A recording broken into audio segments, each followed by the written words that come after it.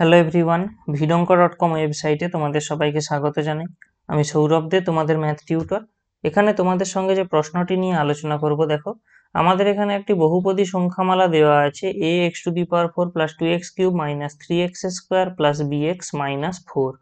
এই বহুপদী সংখ্যামালার উৎপাদক দেওয়া আছে x² মাইনাস 4। তাহলে a ও b এর মান কত কত হবে নির্ণয় করতে হবে। তো আমি আমার সুবিধার জন্য এখানে ধরে নিচ্ছি f অফ x সমান এইটা, এই অংশটা f অফ x। তো আমাদের এখানে a ও b এর মান নির্ণয় করার জন্য আমাদেরকে এখানে ওই যেটা প্রয়োগ করতে হবে সেটা হলো গুণনীয়ক উপপাদ্য বা ফ্যাক্টর থিওরিম। গুণনীয়ক উপপাদ্য অনুযায়ী f অফ x যদি একটি বহুপদী সংখ্যামালা হয় এবং x মাইনাস a যদি এর একটি উৎপাদক হয়, তাহলে এটা ইমপ্লাই করে f অফ এর মান 0। ঠিক আছে, এটা গুণনীয়ক উপপাদ্য থেকে পাওয়া যায়। তো এখানে দেখো এই বহুপদী সংখ্যামালার উৎপাদক কত দেওয়া আছে, x² মাইনাস 4। x² মাইনাস 4 মানে কত, x minus 2 into x plus 2। তার মানে কি, এইখানে যে বহুপদী সংখ্যামালা দেওয়া আছে তার একটি উৎপাদক x মাইনাস 2 এবং আরেকটি উৎপাদক x প্লাস 2। তো দেখো x মাইনাস 2 যদি f অফ x এর একটি উৎপাদক হয়, তাহলে অবশ্যই সেখান থেকে আমরা বলতে পারবো f অফ 2 সমান তো 0 হবে। আবার আমরা এই x প্লাস 2 কে এভাবে লিখতে পারি x মাইনাস মাইনাস 2। তাহলে x প্লাস 2ও যেহেতু f অফ x এর একটি উৎপাদক, তার মানে আমরা আবার লিখতে পারবো এখানে এই যে মাইনাস 2 এর জন্য, তাহলে আমরা এখান থেকে আবার লিখতে পারবো f অফ মাইনাস 2 সমান 0। তাহলে দেখো আমরা এই রাশিটিতে একবার মাইনাস 2 একবার 2 বসিয়ে দুটো সমীকরণ পাবো। সেই দুটো সমীকরণকে সমাধান করে আমরা a ও b এর মান নির্ণয় করব। তো দেখো আমরা প্রথমে বসাচ্ছি কত না, f অফ 2 সমান 0।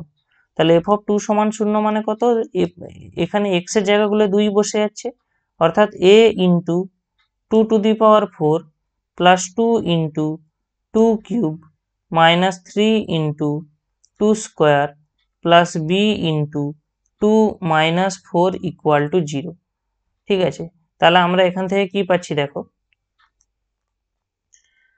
এখান থেকে আমরা পাচ্ছি 16a প্লাস, এটা মানে 2⁴ মানে আমরা পাবো 16, মাইনাস এখান থেকে আমরা পাবো 12 plus 2b minus 4 equal to 0। তাহলে দেখো অ্যাকচুয়ালি ক্যালকুলেট করলে আমরা কি পাচ্ছি, 16a প্লাস 2b, একে পাশাপাশি লিখে নিলাম। এখানে আমাদের ছিল কত, প্লাস 16, আর এখানে মাইনাস 12 মাইনাস 4 মিলে তৈরি হচ্ছে মাইনাস 16। তো প্লাস 16 মাইনাস 16 কেটে গেল, আমরা এখান থেকে কত পেয়ে যাচ্ছি, 16a plus 2b equal to 0। ঠিক আছে, তো এখান থেকে আমরা আরেক লিখতে পারি, 2 কমন নিয়ে আমরা 2 কে ডান দিকে পাঠিয়ে দেবো, যেটা 0/2 হয়ে গিয়ে 0 হয়ে যাবে। অর্থাৎ আমরা এখান থেকে অ্যাকচুয়ালি লিখতে পাচ্ছি 8a plus b equal to 0। তাহলে এখান থেকে আমরা আরেকটা জিনিস কনক্লুড করতে পারি, b equal to minus 8a। এটা আমাদের নির্ণয় হয়ে গেল। এবারে দেখো আমরা আবার কি পাচ্ছি, এখানে f of minus 2 equal to 0 পাচ্ছিলাম। তো সেটার জন্য কি করব না, যত জায়গায় x ছিল মাইনাস 2 পুট করে দেবো। তাহলে a into minus 2⁴ plus 2 into minus 2³ minus 3 into minus 2² plus b into minus 2 এবং লাস্টে মাইনাস 4 ইকুয়াল টু 0। ঠিক আছে, তাহলে দেখো এখান থেকে আমরা কি পাচ্ছি, 16a, আর এখান থেকে পেয়ে যাব minus 16 minus 12 minus 2b minus 4 equal to 0।